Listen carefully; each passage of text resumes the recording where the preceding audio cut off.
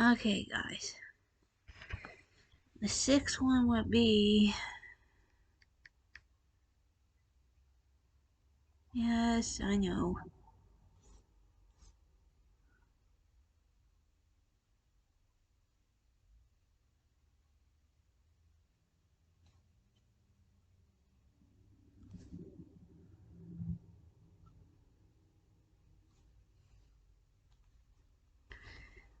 Let's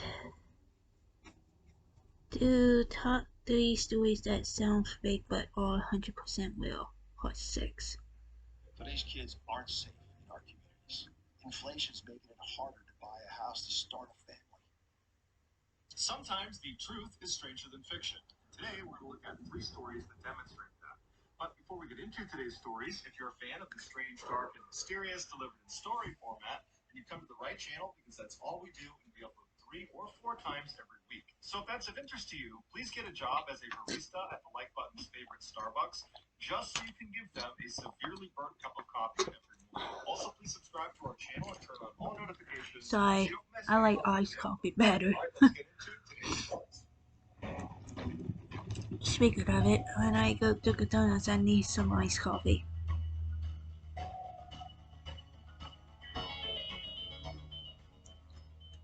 On February 17th, 2004, shoppers inside of a massive Japanese superstore called Jusco in Wakachi City were suddenly aware of a loud commotion. When they went to investigate, they found a thin young woman with a young baby strapped to her chest, grappling with an older man. Initially, onlookers didn't know what to do. They stood there shocked at what they were seeing.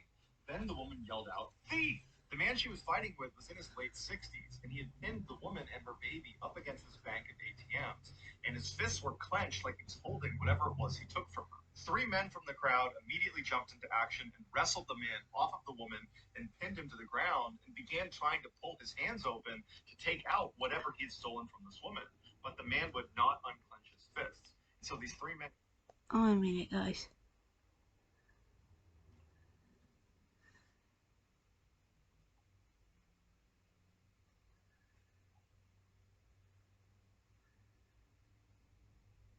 Okay. Hi. And yelled out to the police that happened to be nearby. They ran over and jumped on top of this guy and handcuffed him. And the man, as he's laying on the ground, is yelling out that he did nothing wrong. And then onlookers would say he began moaning very strangely before he began violently vomiting before falling unconscious. While the police waited for emergency services to show up and take this man to the hospital, they were able to open up his fists and discovered the only thing he was clutching was his own bank card that was now bent in 3 places. The wallet he had on him belonged to him, and the bags that were lying on the ground all around him only contained some pet supplies that he had recently purchased. It did not appear he had actually taken anything from this woman. And speaking of this woman, the police were so caught up in the chaos of the moment that they hadn't even thought to look around for the victim to see if she was okay. So they poke their heads up and start looking around the crowd for this woman, but she's nowhere to be seen. So they asked the crowd, do we know who she is or where she went?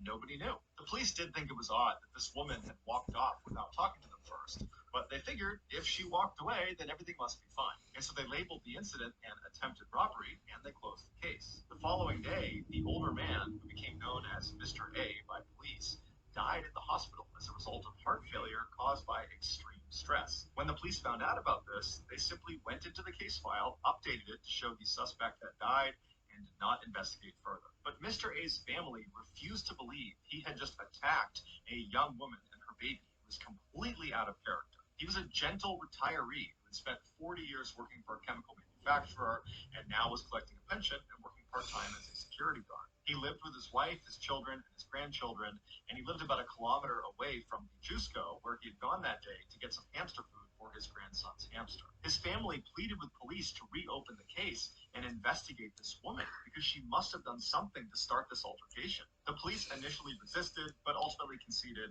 and said, okay, we'll check the CCTV camera footage of the Jusco to make sure we didn't miss anything. What they discovered terrified them. A camera overlooking the ATM bank where this whole scuffle went down picked up this woman about 5 minutes before Mr. A walked into frame. She was standing in a corner just off the side of the ATMs, and she did appear to have a 2-year-old or 1-year-old strapped to her chest, and she was just standing there motionless with her back to the corner looking down. And then when Mr. A came into frame, he appeared to pull some money out of the ATM. He had bags all over his arms. He turned around after getting his cash and started walking away. And as soon as he does, the woman in the corner suddenly becomes animated. She lifts her head up and walks straight past him, skimming his chest with her hand as she passed. Right after she did that, it was like Mr. A had a reaction to being touched by her, and he instinctively grabbed her arm, and that's when the struggle ensued, and that's when the woman yelled out thief, although it's clear from the footage that she is the aggressor, not Mr. A. And then at some point, the three men jump out of the crowd, they pull him to the ground, the police show up, and then at some point during this chaotic melee, the woman just stands up and meanders her way into the crowd and disappears. Although the police searched every piece of footage in and around this ATM all around the time of the incident, they never found any footage of this woman entering or exiting the Gisco. It was like she just appeared in that corner in order to go after Mr. A and then vanished as soon as it was done. And none of the dozens of witnesses that watched the scuffle take place right in front of them in broad daylight were able to provide any sort of meaningful description of this woman. It was like nobody got a really good look at her. But after reviewing hours and hours of the CCTV footage, the police did find one instance where this woman, for 1 second, looked up at a camera exposing her face. And her face was so unsettling to police that they actually decided not to share the image with the public for an entire year. They were scared that if people saw this image, it would scare them from ever going back to Gisco. This is the image of the woman. As you can see, her face is totally emotionless. Her eyes are blank and downcast. Some have compared her face to a death mask, which is a plaster cast of a dead person's face. Other people have said she doesn't even look human. After seeing the CCTV footage, Mr. A's relatives sued the police for detaining him and pinning him to the ground despite his obvious medical distress as a result of whatever this woman did to him. Eventually, they did reach a settlement, but what they really wanted was an explanation for who this woman was. But even after the police released this strange photo to the public, nobody ever came forward, so she was never identified. And it's unlikely she'll ever be identified because the statute of limitations for this case expired in 2011. The case, which is now referred to as the Gisco Phantom, is still very famous in Japan, and it remains a popular topic on long internet chat room threads where people exchange this eerie photograph and speculate about who or what killed them. Everyone's worried about the economy. We need to vote on that and other issues too, like reproductive freedom. Mr. A. In 2010, Sam Ballard was a 19-year-old living in Australia. He was a college student and a standout rugby player. His mother described him as being invincible. One night, Sam and his buddies were over a friend's house having what they called a red wine appreciation night, where they sarcastically pretend to be grown-ups by only drinking wine instead of beer. And after hours of drinking and joking around, they were standing in the backyard on the patio when they noticed a small slug crawling across the ground. And at some point, one of the boys yelled out, "Hey, someone should eat that." But no one was taking him seriously, and everyone just kind of joked about it. But Sam took it as a challenge and said, "You know what? I'll eat the slug." And everyone's like, "No way, you're not going to eat that slug." But them telling him he wasn't going to do it only egged him on. So he picked that slug up, threw it in his mouth, and he ate it. And the boys howled with laughter. They were so impressed, and for the rest of the night, he was the king. The next morning, when Sam got up, he noticed a dull ache in his legs. He attributed the pain to his hangover and expected it to clear by the evening. But by the end of the day, the fog of his hangover had gone away. That's but nasty. the pain in his legs had not.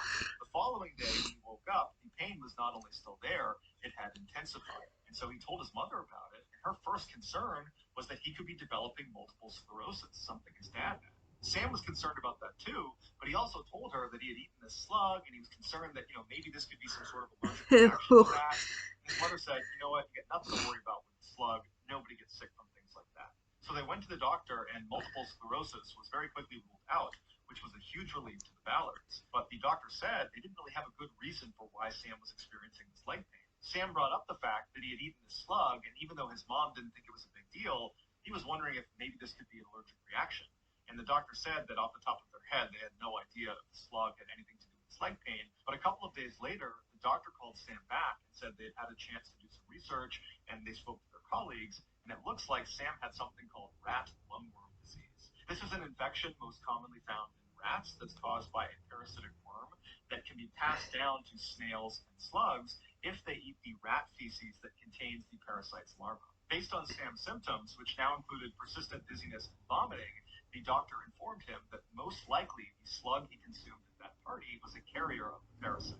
The doctor informed the Ballards that most people who contract rat bloodworm disease do So so you from have eating to be undercooked careful. or raw snails, and they recover without incident once the parasite dies. But in very rare cases, the parasite can penetrate the intestine, traverse the nervous system, and then burrow itself into the outer lining of the brain, causing patients to suffer from a very rare form of meningitis that can be deadly. Sam and his family were told there wasn't much anybody could do to help treat his symptoms, and so all they could really do was just wait to see how severe his case was going to be.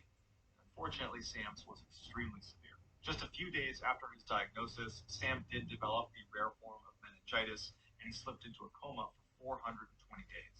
When he finally woke up, he was paralyzed. He wasn't able to speak, and he couldn't eat without a feeding tube. He required care 24 hours a day, 7 days a week. But the disease did not affect his mental faculties. He was just as sharp as ever. One of his best friends, Jimmy Galvin, who was there the night Sam ate the slug, said he went into Sam's room after he came out of his coma, and he told Sam how sorry he was that he didn't try to stop him from eating the slug. And although Sam couldn't speak or react in any way, he cried because clearly he had understood what Jimmy had told him. Sam was eventually released from the hospital in a motorized wheelchair 3 years after being admitted. He would only live another 5 years before the infection claimed his life. Sam kept a copy of the Dr. Seuss book, Oh, the Places You'll Go, close to him over the 8 years following his diagnosis. The book was Dr. Seuss's final salute, offering encouragement to children as they deal with life's inevitable obstacles. Over the years, as he struggled with his severe disabilities, his friends and family would read from this book, willing him to make the best of the challenges he was facing. And then as his friends and family said their final goodbye at his funeral, the book was read one last time. When Conrad Roland was a little kid, he was always on the go. One time when he was at the grocery store with his mother, he leapt out of the cart and ran away from her, and she found him stuck inside the freezer. Yeah, you see why you don't want to do that. That's why I don't do that. When they were out in public, so she didn't lose track of him. But by the time Conrad was just 4 years old, he had discovered athletics. Instead of putting his energy into running away from his mom, he focused it exclusively on baseball, basketball, soccer, and tennis. And by the time he was 11 years old, What you he was doing, an buddy? exceptional all-around athlete. And at the time, his school announced they were going to have a special guest speaker at an assembly, and it turned out to be the Hall of Fame baseball player, Rod Carew. And Conrad was just blown away. He just could not believe I'm sorry, I don't watch sports, so let alone a guy that had achieved the success Rod Carew had.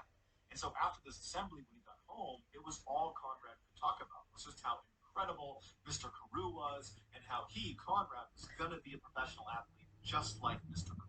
For many kids, this would just be a phase. They'd be really invested in sports, and then their interest would go somewhere else, and they'd kind of forget about it, and it would not be their life calling anymore. But for Conrad, the impression Rod Carew left on him was so profound that he never wavered. He really did dedicate himself to becoming a professional athlete, and he would be successful, albeit in a different sport. He became a professional football player in the NFL. And in 2012, Conrad started nearly every game for the New York Jets at tight end.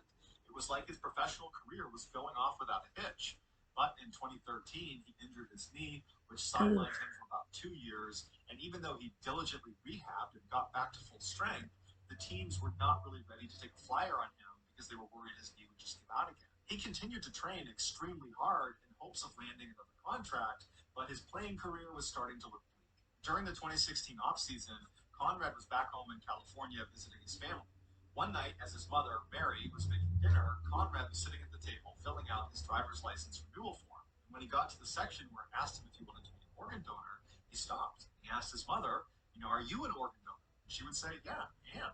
So Conrad said, okay, then I will be too. He checked the box. And Mary remembers thinking, gosh, I really hope it never comes to that. A few months later, Conrad was working out in a local gym getting ready for the next season when he developed a sudden and severely painful headache. He tried to keep working out, but he just could not do it. So he stepped aside and he called his mom and he told her that he felt this weird click in his head. And then he felt this blinding pain behind his left eye. His mother told him he needed to go to the hospital right away. And so that day, Conrad went over to the UCLA Medical Center where they quickly diagnosed him with a brain aneurysm. A brain aneurysm is the bulging or ballooning of a blood vessel in the brain. If the aneurysm bursts, it's fatal about 50% of the time.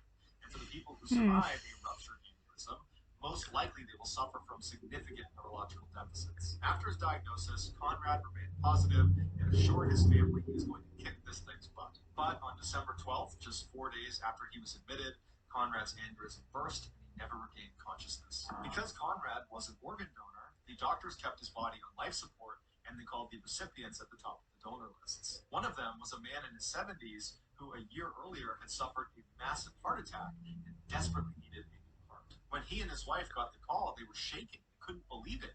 His life was about to be saved. They already lived right near Los Angeles. They hopped in their car and they sped to the UCLA Medical Center, and shortly thereafter, news out of the operating room was the transplant had been a success. The man Conrad's heart had just saved was none other than Baseball Hall of Famer Rod Carew, Conrad's childhood hero that had pushed him to become a professional athlete. At first, the families had no idea, but eventually this incredible link was discovered, and immediately the two families bonded. Today, because Conrad's family only lives 12 miles away from Rod Carew and his family, Conrad's mother was given a standing invitation by the Carews to stop by anytime she wanted to listen to her son's heart. So that's going to do it, guys. If you found the secret in today's video, let us know in the comments. Okay guys, I will see you in my last video for today, so I'll see you then.